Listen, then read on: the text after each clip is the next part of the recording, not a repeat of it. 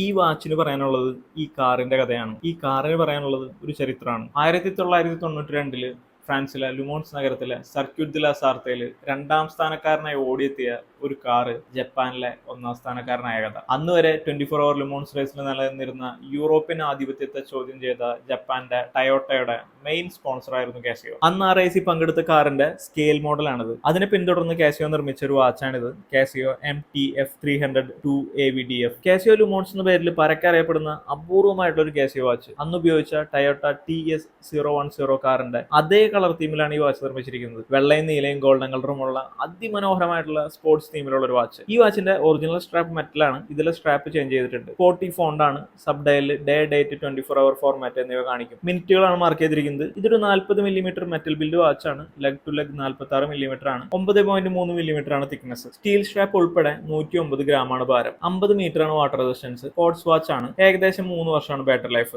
2005 ഈ watch available ആയിരുന്നത്. ഇത് വളരെ അപൂർവമായിട്ടുള്ള വാച്ചാണ്. ഈ വാച്ച് ഇപ്പോൾ വാങ്ങാൻ കിട്ടില്ല. അതുകൊണ്ട് തന്നെ വാല്യൂ നമുക്കറിയില്ല. എന്താണ് 1992 സംഭവിച്ചതെന്നും എന്താണ് ഈ വാച്ചിന്റെ പിന്നിലെ കഥയെന്നും വിശദമായി അറിയാൻ താല്പര്യം ഉണ്ടെന്നുണ്ടെങ്കിൽ യൂട്യൂബിൽ ഈ വാച്ചിന്റെ ലോങ് ഫോർമാറ്റ് വീഡിയോ ഒന്ന് കണ്ടു നോക്കിയാൽ മതി. ലിങ്ക് ഞാനിവിടെ റിലേറ്റഡ് വീഡിയോസിൽ കൊടുക്കാം. ഈ വാച്ച് നിങ്ങൾക്ക് നേരിട്ട് കാണുന്നുണ്ടെന്നുണ്ടെങ്കിൽ കൊച്ചിയിൽ MG റോഡിലുള്ള കാസിയോ എക്സ്ക്ലൂസീവ് സ്റ്റോറിൽ പോയാൽ മതി. അവിടെ ഈ വാച്ച് ഡിസ്പ്ലേയിലുണ്ട്. ജപ്പാന്റെയും ടയോട്ടയുടെയും കാസിയോയുടെയും ചരിത്ര മുഹൂർത്തത്തിന്റെ അടയാളം പേറുന്ന ഒരു വാച്ചാണിത്. അപ്പോൾ നമ്മുടെ ചാനൽ ഒന്ന് സബ്സ്ക്രൈബ് ചെയ്യാനായിട്ട് മറക്കല്ലേട്ടാ.